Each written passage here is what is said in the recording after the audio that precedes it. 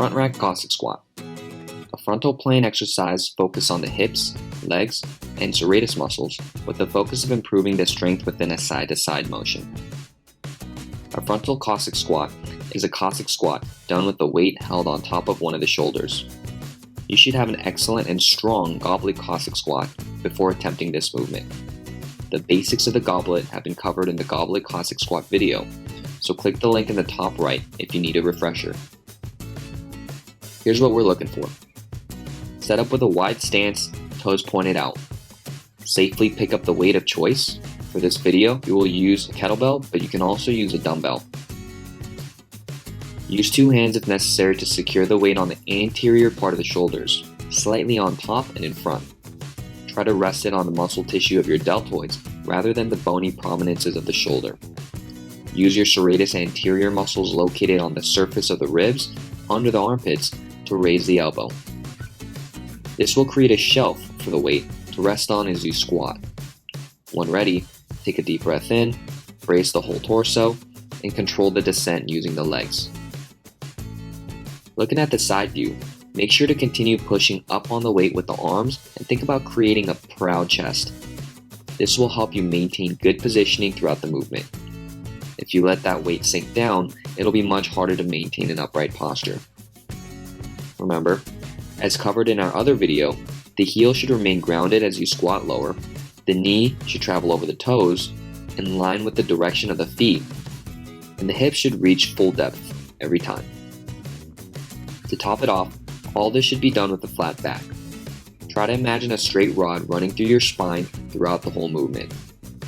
Complete the assigned number of reps in both directions and switch arms so you can evenly work muscles of both sides.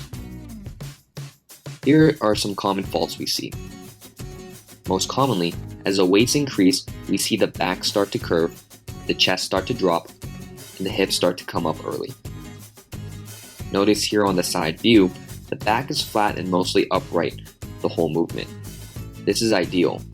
He does this not only by being aware of his posture, but also by choosing a weight that allows him to feel and use his quads more than the muscles of the posterior chain. Most people have stronger backs, so they favor them when the going gets rough. The goal of this movement is to strengthen the legs and the hips, so lower the weights until you can primarily feel the legs working. Then over time, as your hips and legs get stronger, increase the weight slowly. The second fault is as the weight gets heavy, we see the elbows start to get lazy and drop, which often leads to problem number one.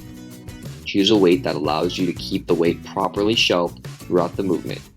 Make sure you create this secure rack by pushing the elbow up and letting those serratus muscles work. Let's talk about some modifications. If this movement is too easy, try adding more time under tension, aka going slower, doing more reps, or even adding more weight. Of course, you want to do this while emphasizing the perfect form we just talked about. You can also level up to the hardest Cossack variation in our opinion, an overhead Cossack squat, which we'll cover in a separate video. If it's too hard, your best bet is to use a lighter weight or ditch the weights completely and return to the standard Cossack squat or the goblet version. Slowly build your strength by increasing the number of reps and the time under tension and work your way back up to the front rack. Some comments before we let you guys go. Remember, the quality of the movement always trumps the quantity.